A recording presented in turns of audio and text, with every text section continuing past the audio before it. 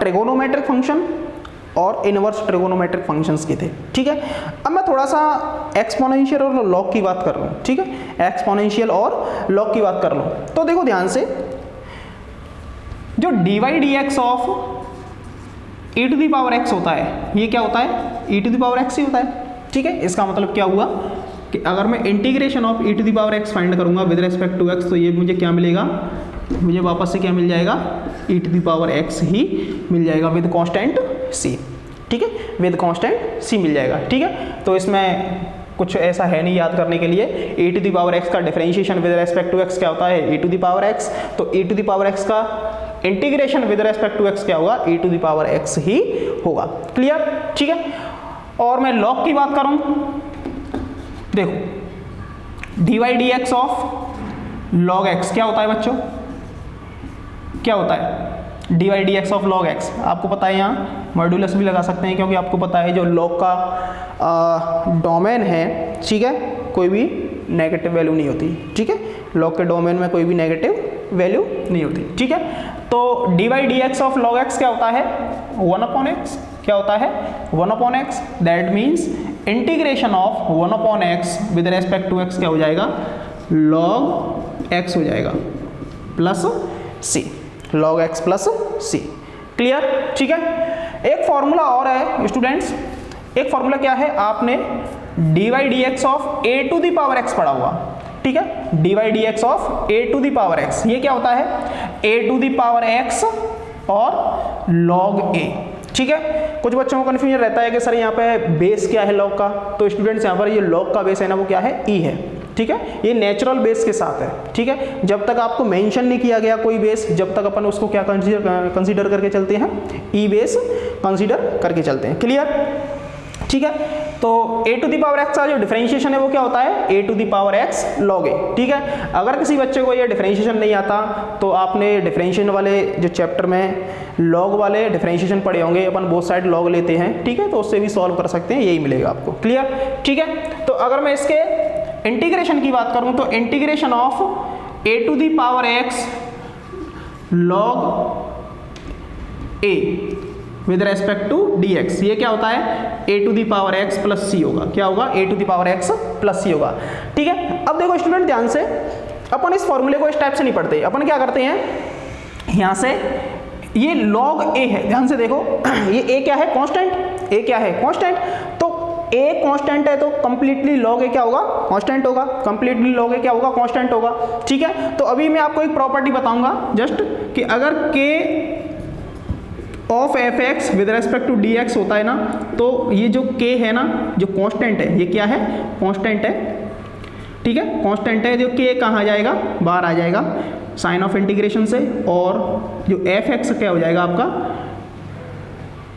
Integration हो जाएगा, F x क्या हो जाएगा, इंटीग्रेशन हो जाएगा, ठीक है। तो ये log a है ना, ये कहाँ आ जाएगा अपन का, बाहर आ जाएगा, क्या आ जाएगा, बाहर आ जाएगा, तो क्या बचेगा अंदर, a to the power x integration of a to the power x with respect to x is equal to a to the power x plus c, ठीक है। क्या मैं इसको यहाँ ले जा सकता हूँ, क्या डिवाइड में ले जा सकता हूँ ना, ठीक है। तो ये क्या मिलेगा मुझे, a to the power x with respect to x is equal to a to the power x plus c upon log a, ठीक है। क्या मैं सेपरेटली डिवाइड कर सकता हूँ क्या इसको, बिल्कुल कर सकता हूँ, a to the power x log a plus c upon log a, ठीक है। तो ध्यान से देखो स्टूडेंट्स, ध्यान से देखेंगे, ये क्या हो जाएगा आपका, a to the power x log a हो जाएगा ये, ठीक है। देखो c पहले से ही कांस्टेंट था, log a खुद एक कांस्टेंट है, तो कांस्टेंट डिवाइड बाय कांस्टेंट भी एक नया क्या मिलेगा आपको, कांस्टेंट मिलेगा, क्या मिलेगा, कांस्टेंट मिलेगा। तो क्या मैं आपको इसको दोबारा से कैपिटल C लिख सकता हूँ क्या, ठीक है, ओके। तो इसका मतलब a to the power x upon a to the power x dx का जो इंटीग्रेशन है वो क्या मिला मुझे, a to the power x upon log a plus c, क्या मिला, a to the power x upon log a plus c मिला, ठीक है, क्लियर।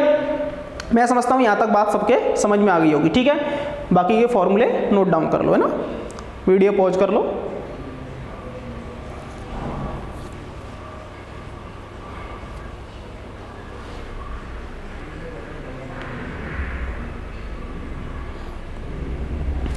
ठीक है, नोट डाउन कर लिया होगा, आगे बढ़ते हैं अब।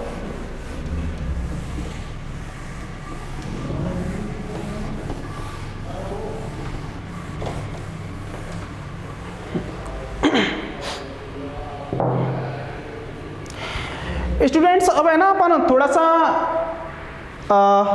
ये जो इंटीग्रेशन है इसका ज्योमेट्रिकल इंटरप्रिटेशन देखते हैं। क्या देखते हैं? ज्योमेट्रिकल इंटरप्रिटेशन देखते हैं। ठीक है, मतलब जो अगर इसका ग्राफिकली मैं बात करूं तो इसका क्या मीनिंग है, इंटीग्रेशन के ग्राफिकली बात करूं इंटीग्रेशन का तो इसका क्या मीनिंग है। ठीक है, तो मान के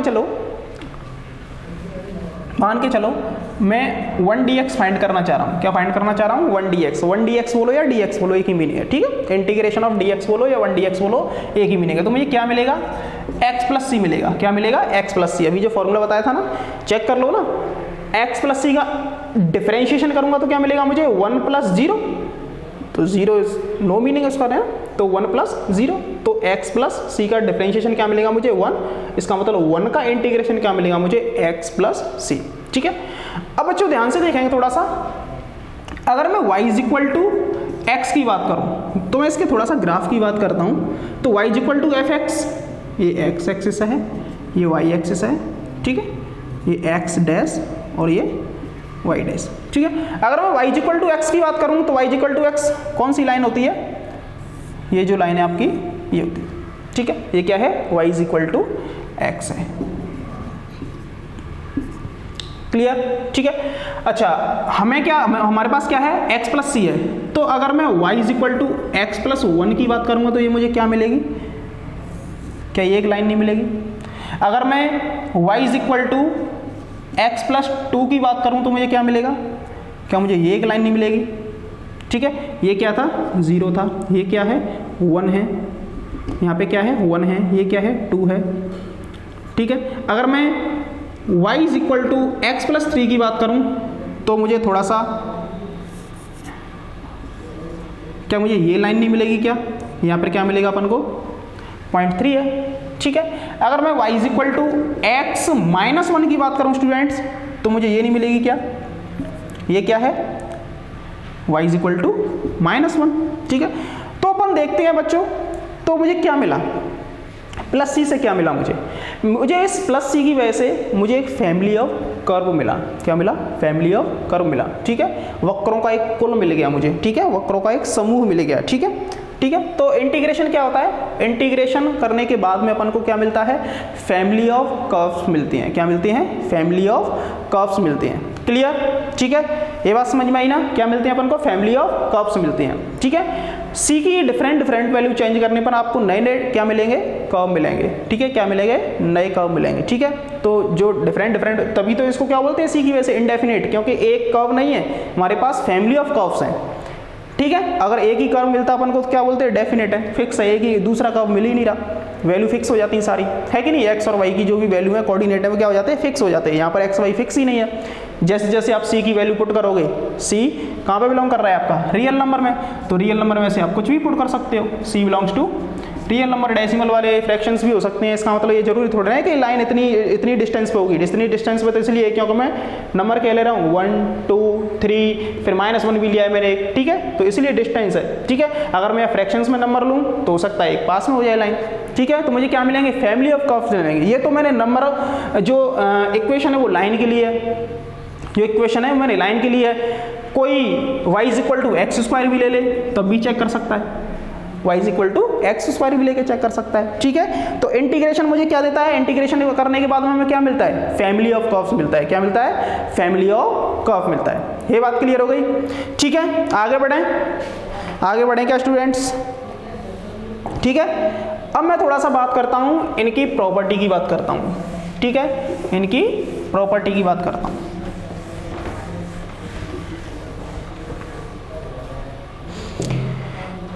स्टूडेंट्स, इनकी प्रॉपर्टी की बात करूं मैं,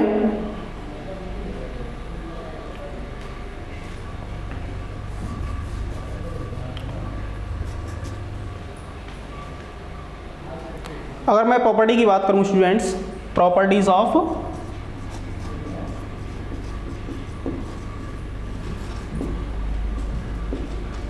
indefinite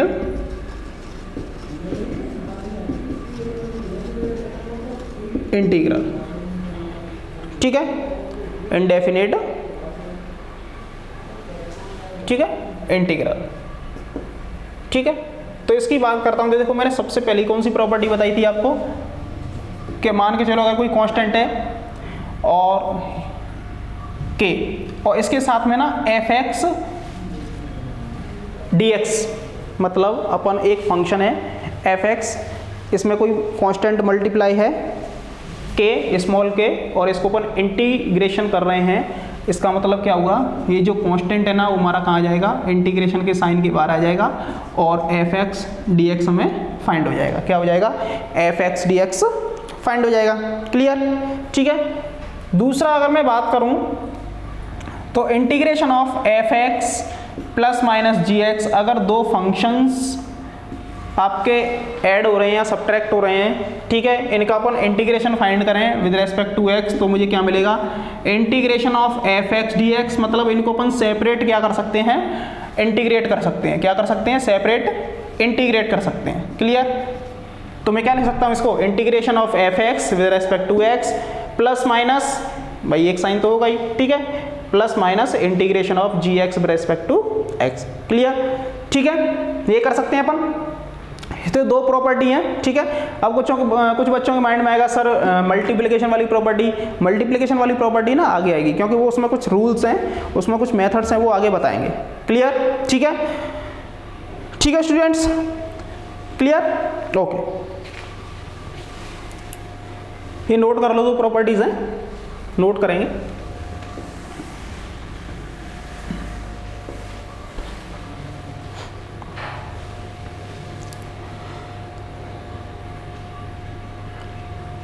अब अपन कुछ क्वेश्चंस की बात कर लें, एनसीईआरटी कुछ क्वेश्चंस हैं, ठीक है, एग्जांपल्स की बात कर लें, क्वेश्चंस की बात कर लें कुछ, ठीक है। तो अपन एग्जांपल से स्टार्ट करते हैं। सबसे पहला जो एग्जांपल है अपना, इसको हटाता हूं।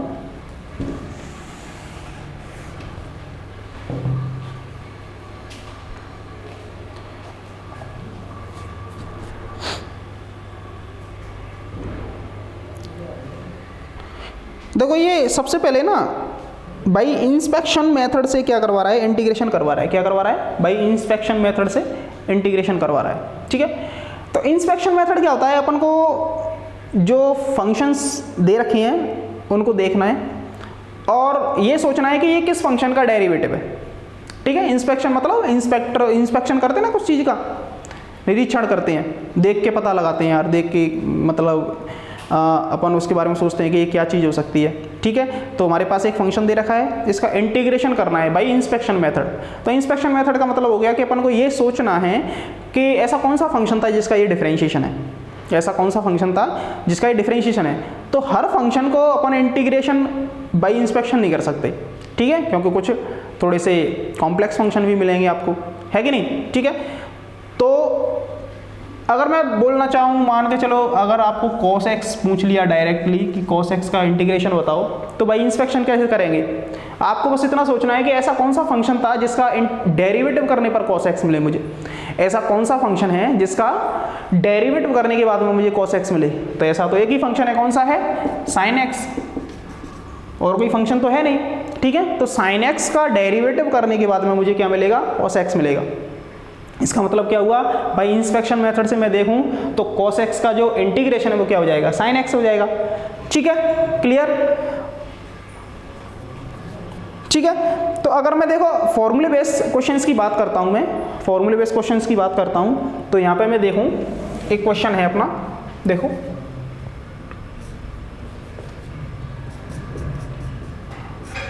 एग्जाम्पल नंबर आपका एनसीईआरटी में example number 2, integration of x square minus 1 upon x square with respect to x। इसका अपन इंटीग्रेशन फाइंड करेंगे, ठीक है।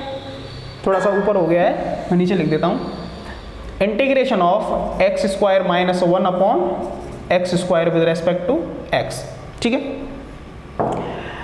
तो देखो बच्चों, इंटीग्रेशन करने से पहले अपन को क्या करना पड़ता है, सबसे पहले फंक्शन को ये देखो क्या ये इंटीग्रेशन करने के लिए रेडी है कि नहीं, क्या ये फंक्शन इंटीग्रेशन के लिए रेडी है कि नहीं, ठीक है। अगर रेडी नहीं है तो कुछ फॉर्मूले यूज करके, कुछ प्रॉपर्टी यूज करके, इसको फर्दर सिंप्लीफाई करके अपन को क्या करना है, इसको इंटीग्रेशन के लिए रेडी करना है। क्या करना है, इंटीग्रेशन के लिए रेडी करना है। तो अपन ने ऐसा कोई फॉर्मूला नहीं पढ़ा कि मैं x square minus 1 upon x square का इंटीग्रेशन डायरेक्ट कर दूंगा, ऐसा कोई फॉर्मूला तो है नहीं। तो मैं क्या करूंगा, थोड़ा सा इसे सॉल्व करूंगा। क्या करूंगा, थोड़ा सा इसे सॉल्व करूंगा। सॉल्व करूंगा तो देखो, सॉल्व करने के लिए क्या कर सकता हूं, इसमें एक्स स्क्वायर का डिवाइड कर दो, तो क्या हो जाएगा, ये x square upon x square minus 1 upon x square, ठीक है, विद रेस्पेक्ट टू एक्स। इसको क्या लिख सकता हूं मैं, 1 minus 1 upon x square. Clear, ठीक है। और अभी अपन ने एक प्रॉपर्टी पढ़ी है, क्या मैं इसको सेपरेट कर सकता हूँ क्या? देखो स्टार्टिंग की जो एक्सरसाइज है ना, फर्स्ट और सेकंड 7.1 और 2, इसमें ही आपको सेपरेट करेंगे, ठीक है। आगे चल के तो अपन इसको सेपरेट भी नहीं करेंगे, डायरेक्ट क्या कर दिया करेंगे, इंटीग्रेशन कर दिया करेंगे। अभी स्टार्टिंग है ना, ठीक है, तो स्टार्टिंग में डिटेल से चीज़ देखेंगे कैसे क्या अपन कर पा रहे हैं, ठीक है। तो ये क्या हो जाएगा, इंटीग्रेशन ऑफ 1 और ये dx minus integration of 1 upon x square dx, ठीक है। अब ये ब्रैकेट है, ठीक है, मैंने बताया था ना, ये साइन और ये साइन बगैर इसके कुछ भी नहीं हो सकता। तो ये कंप्लीटली एक साइन है, तो इस ये कौन किसको इंटीग्रेट कर रहा है, 1 को, तो 1 का integration with respect to x, ठीक है। अगर आप dx नहीं लिखोगे तो उसका कोई मीनिंग नहीं है इसे लिखने का, ठीक है। वो इंटीग्रेशन कंप्लीटली आपने साइन बना ही नहीं रखा, ठीक है। फिर क्या लिखेंगे, minus of integration 1 upon x square dx, ठीक है। तो इनका क्या करेंगे अपन, इंटीग्रेशन करेंगे, ठीक है।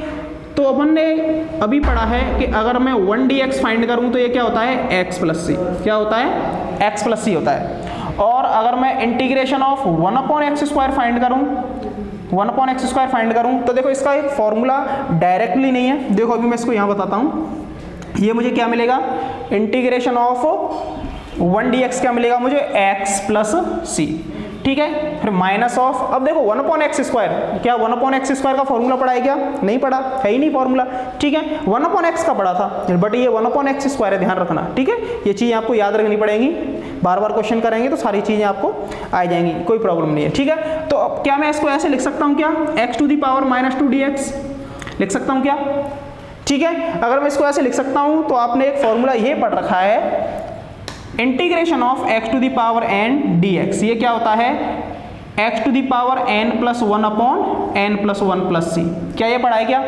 क्लियर, ठीक है। तो इसको अप्लाई कर दो इस पे, तो ये क्या हो जाएगा, x plus c minus of x minus 2 plus 1 upon minus 2 plus 1। देखो बच्चों क्या होता है, जो पावर होती है ना, उस पावर में एक ऐड करते हैं और जितना ऐड हुआ है उसके साथ में अपन उसका डिवाइड कर देते हैं, ठीक है। n प्लस 1, तुम्हारे पास पावर कितनी थी, -2, तो -2 में 1 ऐड किया और -2 प्लस 1 का क्या कर दिया अपन ने, डिवाइड कर दिया, ठीक है।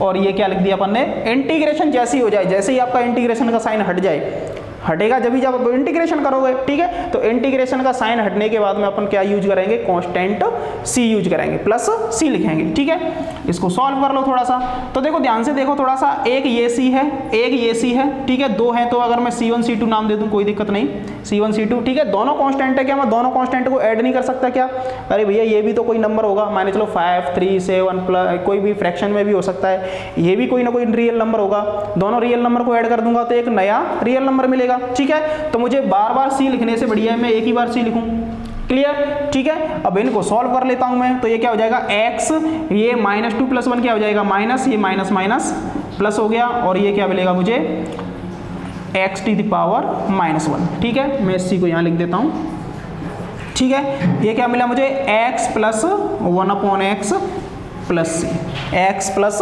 1 अपॉन एक्स प्लस सी, यही आपका क्या है, आंसर है, ठीक है। तो ये किस चीज़ का इंटीग्रेशन था, integration of x square minus 1 upon x square dx का ये क्या है, इंटीग्रेशन है, क्लियर, ठीक है, okay, note it down, video को पॉज कर लो।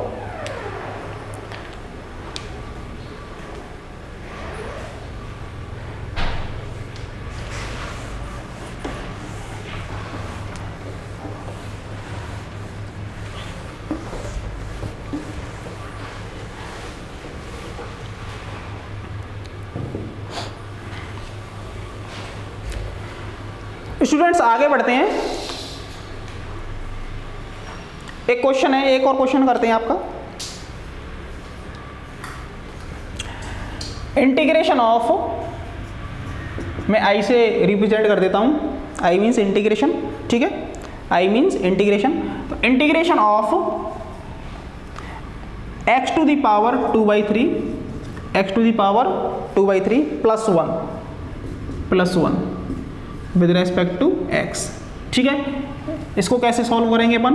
Integration of, since we know that क्या है, x to the power n dx क्या होता है, क्या होता है अपने पास, x to the power n plus 1 upon n plus 1।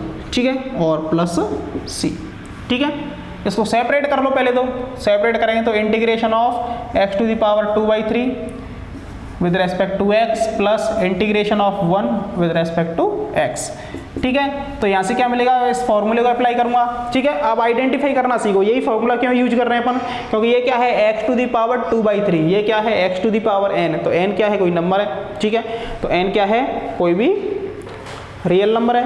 ठीक है, तो इस फॉर्मूले को यूज करूंगा तो ये क्या हो जाएगा, x to the power n plus 1 upon n plus 1। Clear,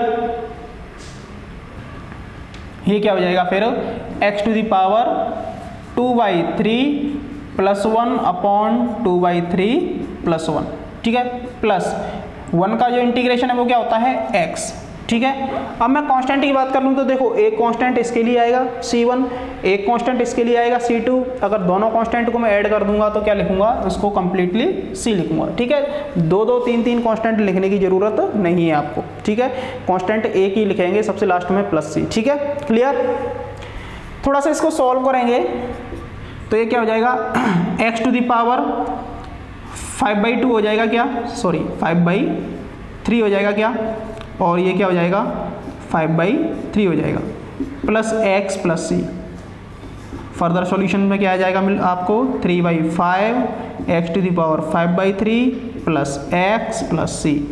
this is your answer. Clear. ठीक है, तो अभी आपको 7.1 में इजी ही क्वेश्चंस मिलेंगे, थोड़ा सा कॉम्प्लेक्स जो है वह कोई फर्दर जो एक्सरसाइज है वहाँ पर आएगी, है ना। ठीक है, तो वीडियो पॉज करो, नोट करो इसको।